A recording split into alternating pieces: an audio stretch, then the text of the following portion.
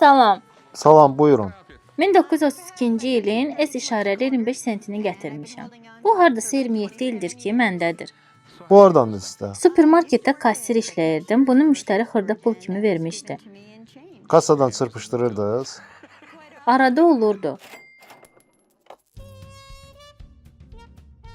Bugün lambarda nadir 1932 S Washington 25 sentimi satmağa gəlmişəm. Ömür boyu kolleksiyaçı olmuşam. Bu sikkəni 1000 dollara satmaq fikrindəyəm.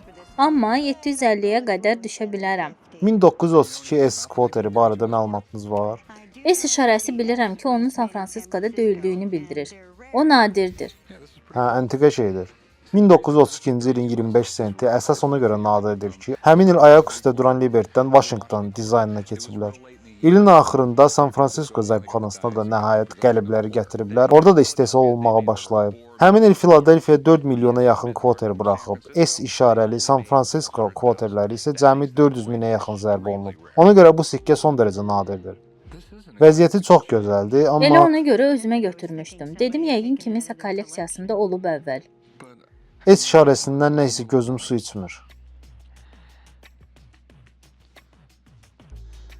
Problem var.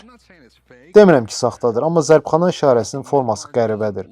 Bilmirəm başqa sikkə ilə toqquşmadan S belə anormal forma alıb ya nədir.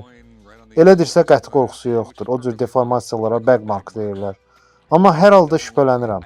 1932-ci ilin S işarəli kvoterinin 1000 dollara yaxın dəyəri var. Gəl ki, S işarəsi olmayan Filadelfiya buraxılışını 8 dollara da almaq olar. İtinə tökdür. Ona görə dələduzlar 1932-ci ilin adi kvoterini götürüb arxasına S işarəsi əlavə ediblər. Ona görə qiyməti danışmazdan əvvəl gərək əmin olum. İstəyirəm bir nəfər var, çağırın göz gəzdirsin. Olar, baxaq o nə deyir, sonra danışarıq. Əla. Təşəkkür edirəm. Necəsən Rick? Yaxşıyam, sən necəsən?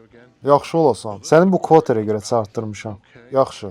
Mən dəmir və kağız pullar üzrə ekspertam. Onları çox sevirəm, çünki bizim maliyyə tariximizin ayrılmaz hissələridir. Gözəl sənətkarlar işləyib üzərlərində. Bu sikkə bizim hökumətin buraxdığı ən uzun ömürlü sikkə sayılır. Həqiqi S kvoterdirsə, xeyli dəyəri var.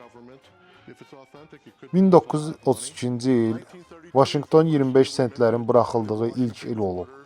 Sayı az olan sikkələrdəndir. Həqiqi S işarəli olsa 1000 dollara yaxın dəyəri olacaq.